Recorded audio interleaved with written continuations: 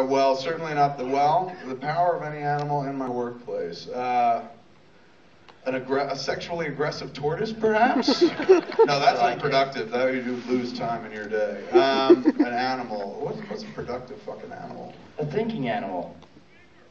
Beaver? Yeah, that's a funny animal. The whole time I'd just be like, Muse, beaver. A skunk. A skunk. A skunk. A skunk will get shit It done. smells like weed, right? No, a skunk will. Dude, you put a skunk in a room, like if everyone's hanging out in the break room and shit, you put a skunk there, everyone goes back to work. Yes. Skunk.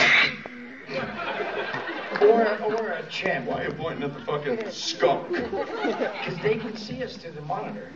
Not through the monitor, through the camera. No, if you're gonna point at anything, point at the camera. No, they can see us. No, point at the camera. I'm the director. Point at the camera. There you go. Skunk. Yes, sir. Hey guys, I feel like shit. I didn't bring you anything, but Fuck, don't bother. I was wondering what do you find the differences are between working with the two different comic publishers, Marvel and DC? What do you prefer? And what happened to Daredevil, the Target? Who's going to go down with that? Sooner or later, I'm going to finish that. When I'm done with Widening Gyre, I'm going to go back and finish Daredevil, Bullseye, Target.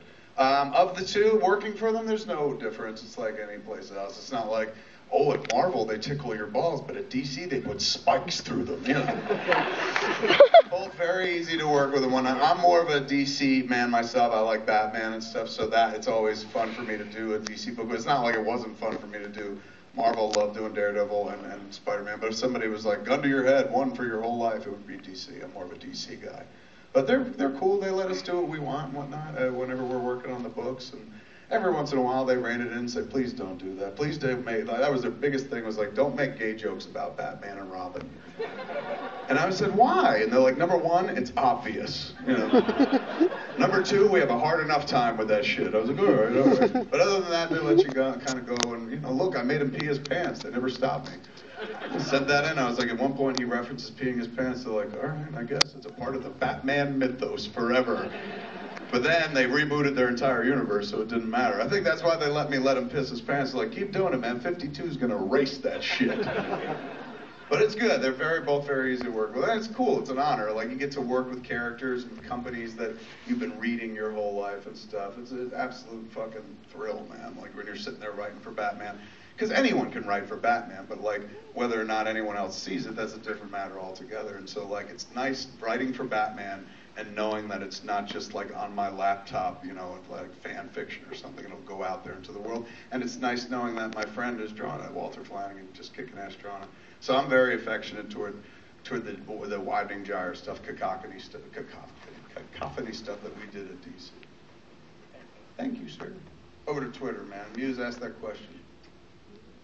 At Prime Objective 1 asks, what were your 3 favorite movies of 2011? We're going to be able to get in more questions if you don't read them. What were your 3 favorite movies of 2011, Mr. Smith? What did I like? I liked Moneyball a lot. My favorite movie of the year, I said, was a movie that apparently came out a few years ago. It was called The Human Zoo. And everyone, when I was like, that's my favorite movie of the year, they were like, it came out 2 years ago, jackass. But it didn't come out in the States, so I didn't count it. I liked that. I liked Moneyball. And, it's a bad answer, but I love Red State, man. Yeah. I mean, I was the audience that movie was made for, so that's why I could easily sit there and watch it night after night. It was just fun. But yeah, I definitely put that in my top 3. I know it's gauche. You're not supposed to like your own movie, but fuck you. Okay, over to here. Yes. Wait, what was yours, man? Did you even watch a movie this year? I didn't watch many movies. I'll say Red State was my favorite top 3 movies. That's lame. All 3 spots? That's not lame. That's cool. Yeah. Fair enough. What's up, sir? Sorry, whoa, that was weird.